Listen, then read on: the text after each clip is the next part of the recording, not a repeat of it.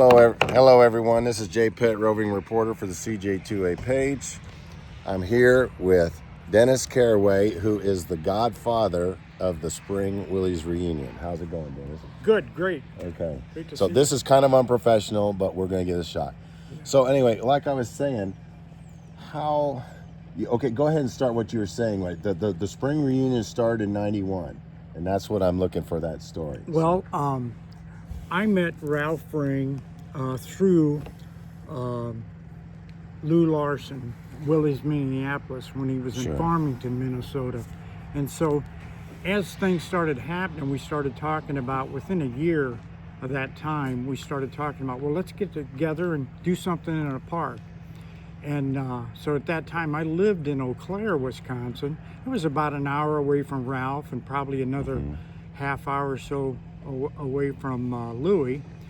And so we just started getting it. The first 2 years that we did that reunion in the park, it rained and it was like discouraging. Yeah, it was a typical Willys reunion. You Exactly. got to have some rain. Yeah. It was a mess. And the two of us were there, and a few people breezed through, but nobody even got out of their Jeep or their car or anything.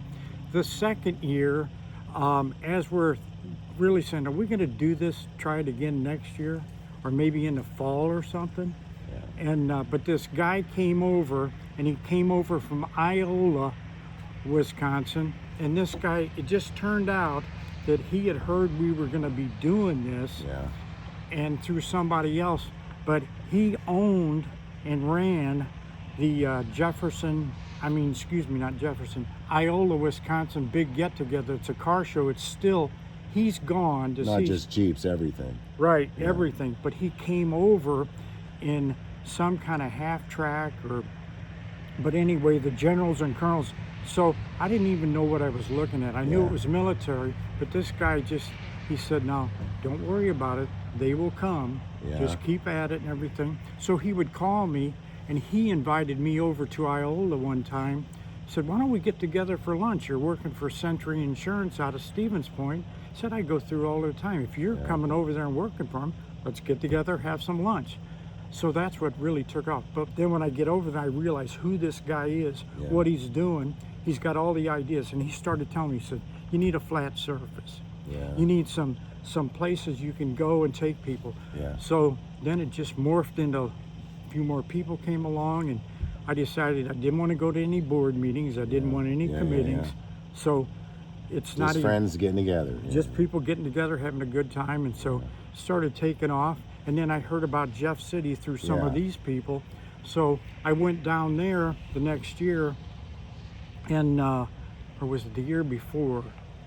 But anyway, as I get down there, well, Tom Johnson and this is '94. That's would have been the first show in Jeff City. And so I heard about them, and I went down there, and I was kind of seeing, well, I missed them. They were at Sears, and I found out later they were all having a spaghetti dinner somewhere. But they went there, they had their show, had to get together, and then dinner was the last thing they did. So I went back the next year, and that's when I met Lou Retzer. He was the only Willys Aero guy car there. And just a bunch of other people, and of course Tom Johnson. And then my company moved me down in the area later on, so I joined their little group of people. And but they did a lot with the MVPA people. It was the same group of people, so that's what I know. So when I interviewed, so it sounds to me like that you were putting on shows in '91, '92, '93. Then you met Tom Johnson in '94. Like, I interviewed Tom. He told me that he is actually the one that named it it was the Midwest Willys reunion. So apparently you adopted the Willys reunion name. We called ourselves the Spring. Yeah, that's when you adopted the name the Spring, and that's when you guys became the sisters in the thing, if you will. Exactly. And then it's been so the first ones were in Wisconsin then. Yes. And but all that time till '94, because like the first one I went was 2008 was Springfield. I'm wondering when it started moving. Like it went to Toledo, and then it. We went to different places because people started saying, "Well, why don't you have it here? Why don't you do it in Toledo?" And so we heard about the employees at the Toledo plant. They had a huge get together. So I went to that one year, And we started talking about, well, why don't we try to do it next year there with their Jeep employees group? So we went out there, and then later on we had one more out there when they opened up the Chrysler Museum Jeep plant. Yeah. We had a huge deal there. What year was that? Gosh, yeah. I know in 2000, I think it was in. Well, most of the guys that are in it now, they start about 2000, like Bill Norris, Art Cantoni, Kevin. But I think it was in Michigan. I think it might have been in Michigan. I don't know. I've got pictures of that, and what we can do is go through the pictures, and we can try to track it. I want to do that because I have tons. Tom Johnson gave me a box of pictures from fall reading. I have pictures from '94, and Art and Cantoni and I want to get that together, because next year will be our 30th. Okay.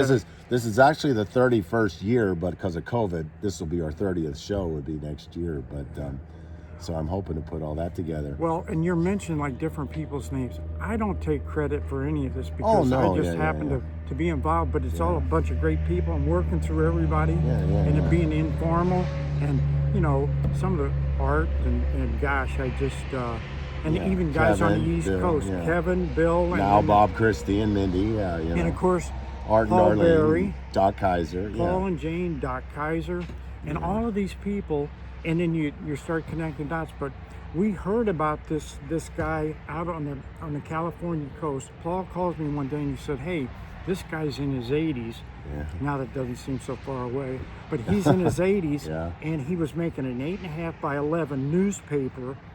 So that morphed into what is today's Dispatcher. Bill and Kevin but everybody had a love for Jeeps, and people had different talents. Like Kevin with the artwork and everything.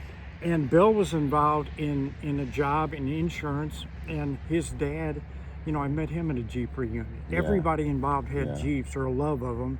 And Art Cantoni, he had the internet experience, so he took later over on he was doing Bantam trailers and military trailers. And this is the guy you go there. So I was just like passing names off, and there were some hilarious stories. So like my first one I went to is 2008. That was Springfield.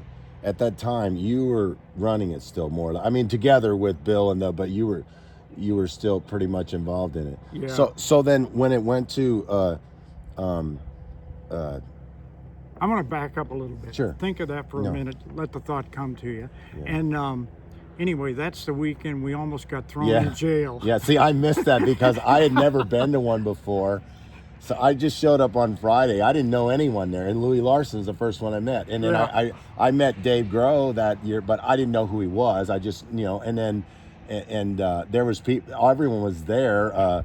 Mike Myers and the Deweeses and Chad Christopher, but I didn't know who they were. I just saw them walking around, But Paul Berry was a featured speaker that year, and he did the Maverick edition. And originally, he was going to try to get the actor to do it, but Maverick, you mean James Garner? James Garner. Oh, but James Garner was down with back issues or something. Oh, okay. He couldn't make it, so Paul and Jane had him had Harry and Joe Sheets. Oh yeah, our the good Sheets. Friends. Yeah. Joe went out and got a pair of pistols for Paul, so he had pistols on his side, and he was dressed up just like he was in Maverick. So that was hilarious. But go ahead with your thought. Well, no, and then if I remember right, that the fall reunion, or Doc had to bail you guys out, didn't he? He had to pay He coordinated it, and and Paul is a fireman, and he knows his stuff. The hotel people, Route 66 Hotel in Springfield, Illinois. It's under new management now. But anyway,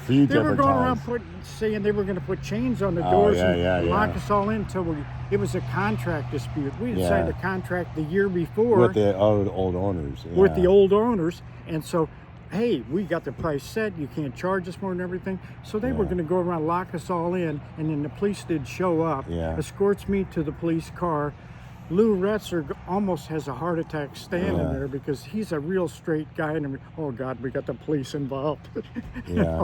So it was hilarious. Well, then it ended up going to Mason, and that's when like Rick Riley and Pete can't remember his last name. yeah, But those guys, how did you meet up with them then? Did they show well, up at the spring reunion or? You know, it was like anything else. They they wanted it in their backyard too. Yeah, so yeah. we were kind of portable at that time. Said, hey, sounds like fun. Yeah. They were by kind of a place like Six Flags. It was a Kings Island. Yeah, Kings Island. We had a Kings exactly. Island for 5 years. Yeah. And then John Iddle and people John like Iddle, that. yeah. And so many good people, and, Yeah. and I hope I'm not leaving anybody out either. But Yeah. it was, or don't want to leave anybody out. Sure. Well, that's when I got involved at the committee. Well, I won that Toledo Brick Award, which totally floored me. I couldn't believe that. You know what I mean? That was really cool. And then Bob and Mindy, they started coming in Mason, Yep, and that's when they got in the committee. So then 5 years later, whenever the hotel closed, that's when Houston Woods started with them. Yep. And then we went to Hudson, and then the spring reunion's been in Ohio, one place or not. Well, one time it came back to Effingham, I think, for a year, but it's been in Ohio since. Yeah. And then we've had this fall reunion.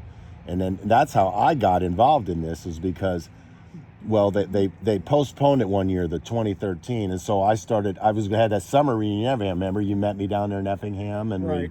Well, a lot of things morphed out of that time. Bob Westerman, his show, and the Lonnie Willys and picnic. Yeah, the Willys picnic. That Yeah. kind of, he was doing that. He was but we were giving each other, here's some T-shirts to give away. Here's, so and it was word of mouth. And Bob, great guy again. Yeah. And then you got Lonnie DeWeese and his wife. Yeah, Marilyn. And they're Lonnie, doing, I remember Lonnie, he'd bring a semi-truck in with 5 vehicles on it. well, and John Iddle showing up. And Yeah, so then they went to his farm. Yeah. And I've been out there before for that, where they do the egg show and everything. Yep. That's really neat. And then, like Rick, he's got that trencher. And I remember one time I went out there and he was letting people run his trencher out there, and I couldn't run that big was out a there. blast. They got some young girl on there. She just made me look stupid. Well, Yeah. and then you hear about the Bantam Festival, and all this kind of stuff was taken off, and then and then later on, of course, the museum stuff and everything, and pretty soon, but so it's been a good life doing this. Well, anyway, I got started in 2013 because I put on that spring show, basically hoping that giving the fall reunion a chance to regroup. Then we came back. Then that's when Art and Darlene and I started doing it, which Art and Darlene were always involved in the fall reunion.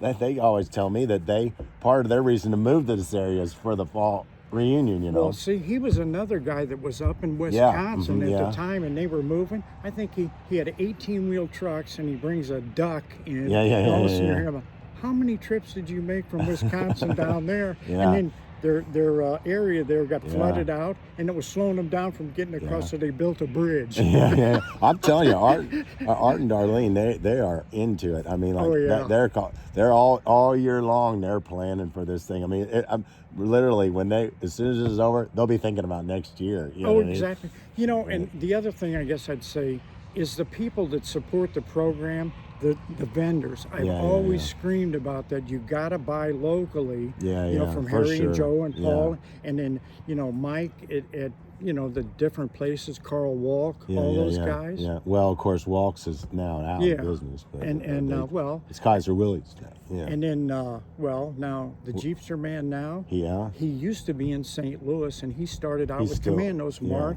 And his son John was small when I first saw him. But we all just kind of, but some people would be at arm's length, and some people were right there. And, for sure. Yeah. But It's other questions.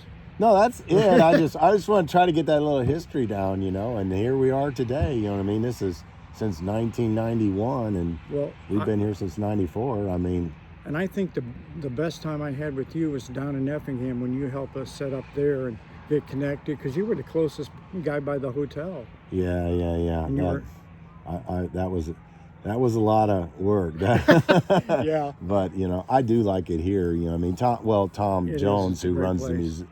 Well, it's Vicky's museum, but Tom is really very helpful here. I mean, it makes it a lot easier for us. So there again, it's who you're connected to. Yeah. Vicky.